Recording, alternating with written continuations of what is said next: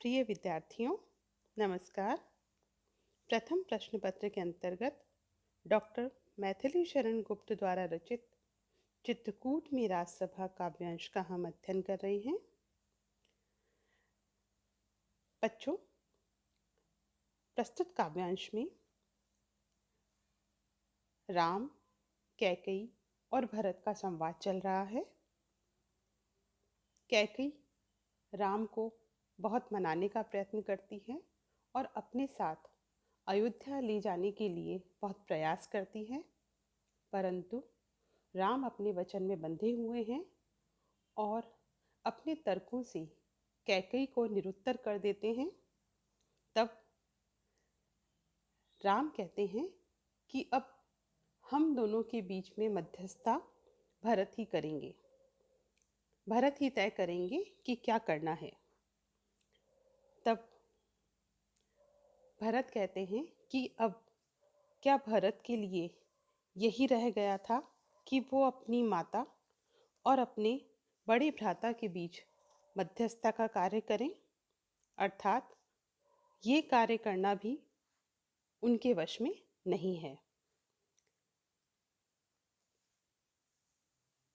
प्रस्तुत पद्यांश में राम और भरत का संवाद चल रहा है। पद्यांश देखिए।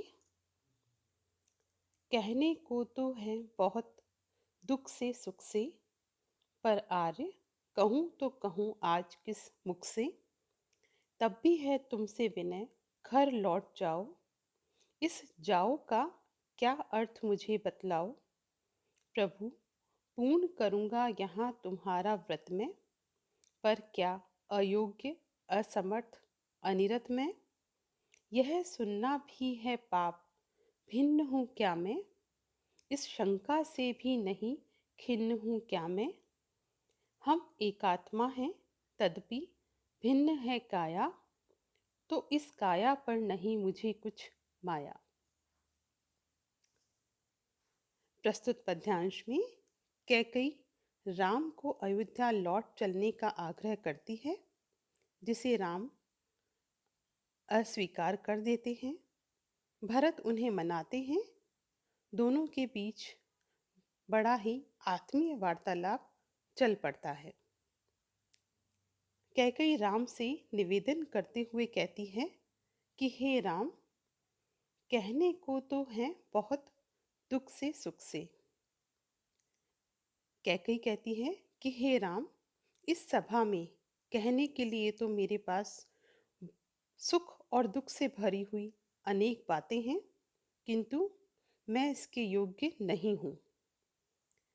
पर आर्य कहूँ तो कहूँ आज किस मुख से, पर मैंने जो तुम्हारे साथ अनुचित करके एक बहुत बड़ा अपराध किया है, उसके बाद अब मैं किस मुख से उन सभी बातों का बखान करूं जो सुख दुख से परिपूर्ण रही है। तब भी है तुमसे विनय लौट घर जाओ।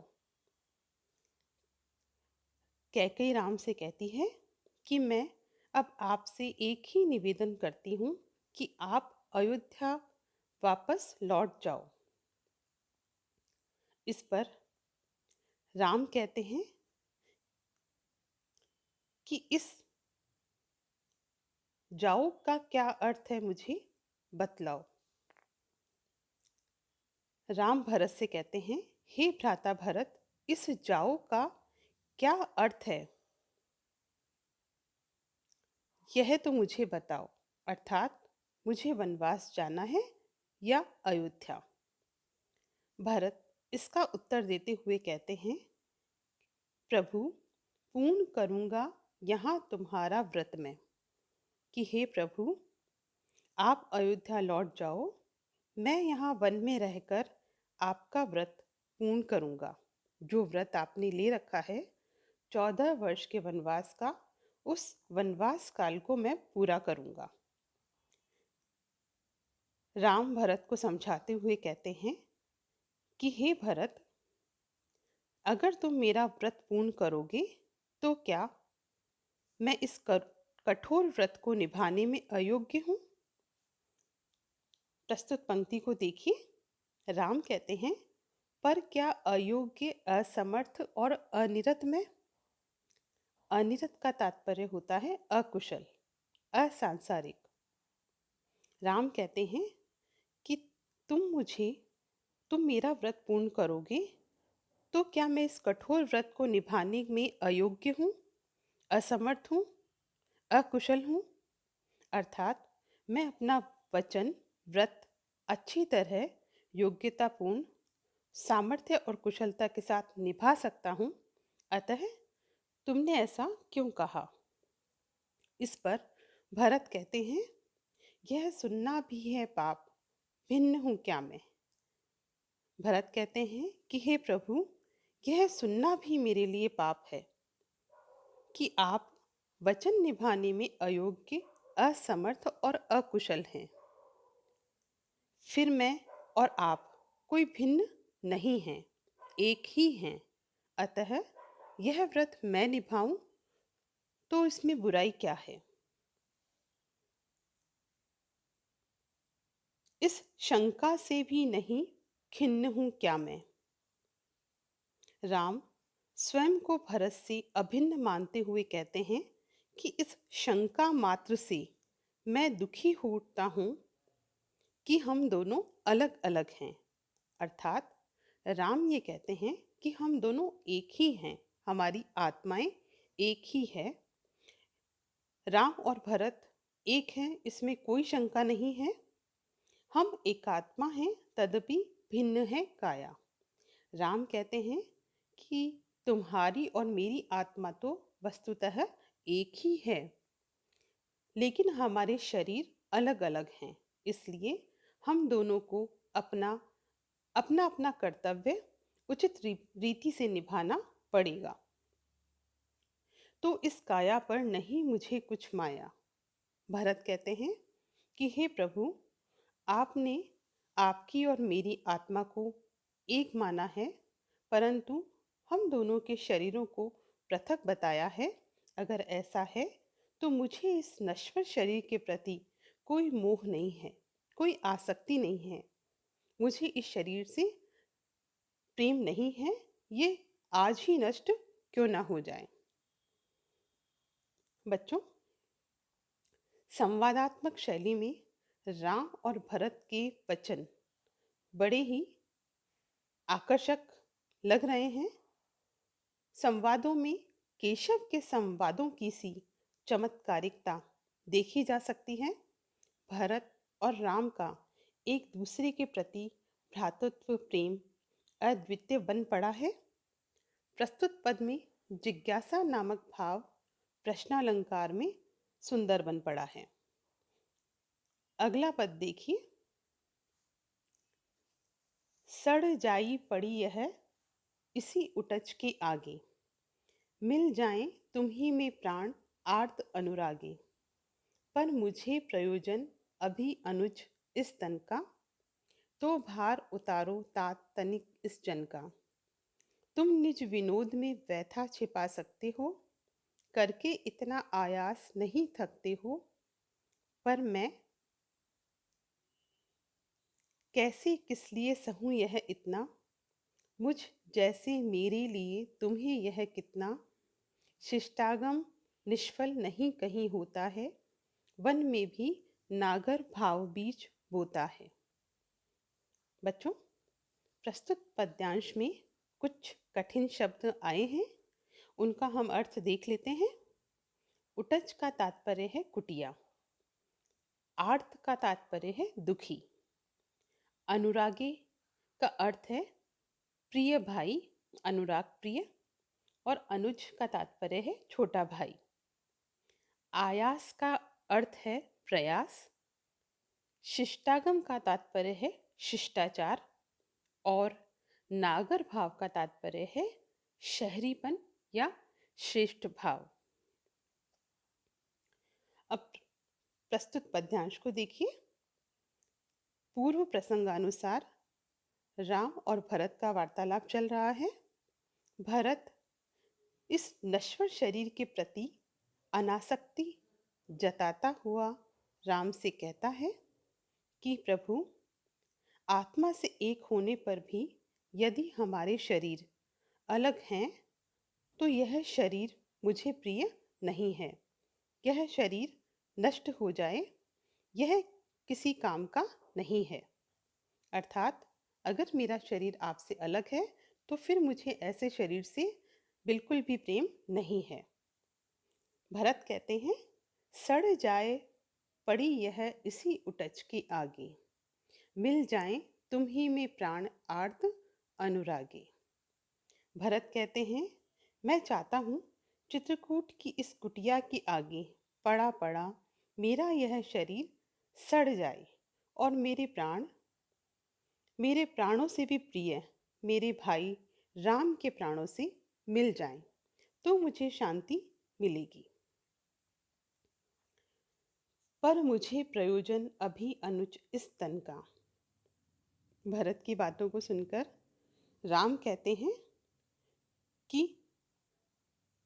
हे अनुज, हे प्रिय भ्राता, तुझे इस शरीर से कोई प्रयोजन नहीं है, किंतु मुझे अभी अनेक प्रयोजन या उद्देश्य पूरे करने हैं, अतः मैं इसे ऐसे नष्ट नहीं होने दूंगा।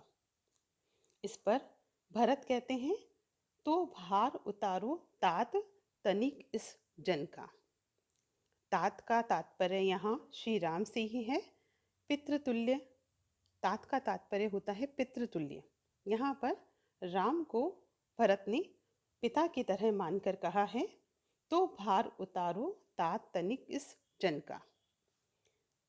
कि अगर भरत कहते हैं कि हे प्रभु, इस दुखी और दुखों से भारी हो रहे शरीर का आप भार उतारो। अगर मेरे शरीर से आपको प्रयोजन है तो मेरे शरीर के कष्टों को दूर करो, जिससे कि यह हल्का हो सके। तुम निज विनोद में व्यथा छिपा सकते हो, करके इतना आयास नहीं थकते हो, पर मैं कैसी किस लिए सहूं यह इतना। भरत कहते हैं कि हम सामान्य प्राणी सांसारिक कष्टों को हृदय में आत्मसात नहीं कर पाते और अपने महान व्यक्तित्व के अनुकूल सांसारिक कठिनाइयों को, कष्टों को हंसते हंसते आप अपने हृदय में छिपा लेते हो और इतना प्रयास करने पर भी तनिक मात्र भी थके हुए प्रतीत नहीं होते। भरत कहते हैं कि आप तो अपनी व्यथा को विनोद में छिपा लेते हो क्योंकि आपका व्यक्तित्व महान है, पर हम सांसारिक प्राणी हैं, सामान्य प्राणी हैं, हम ऐसा नहीं कर पाते।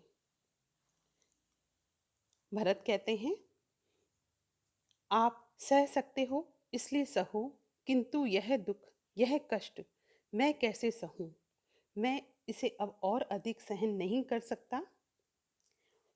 उसकी इन बातों को सुनकर श्री राम कहते हैं, मुझ जैसे मेरे लिए तुम्हें यह कितना शिष्टागम निष्फल नहीं कहीं होता है, वन में भी नागर भाव बीज बोता है।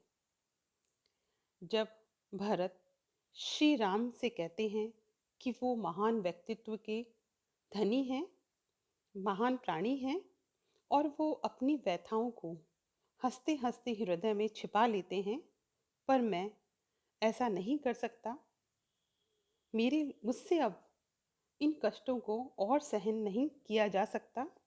तब श्री राम कहते हैं कि हे भरत, तुम मेरे जैसे ही हो, मुझ जैसे मेरे लिए तुम्हें यह कितना।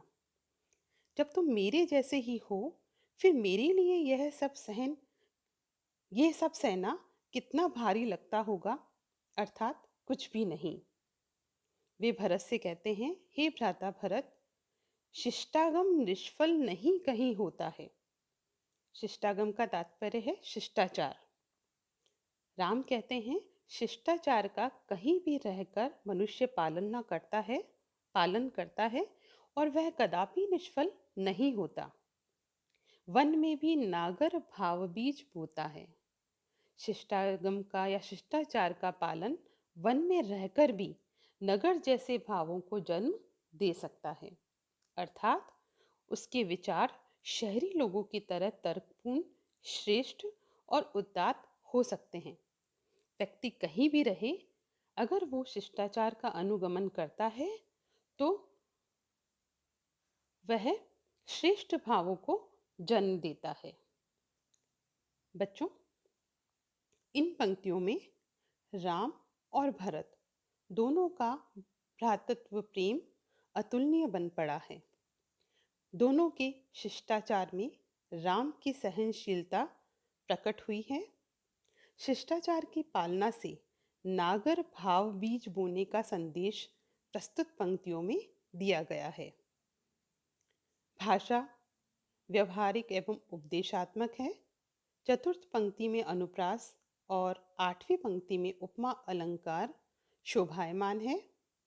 शैली की हम बात करें तो संवाद में अभिनयात्मक और उपदेशात्मक शैली है। धन्यवाद।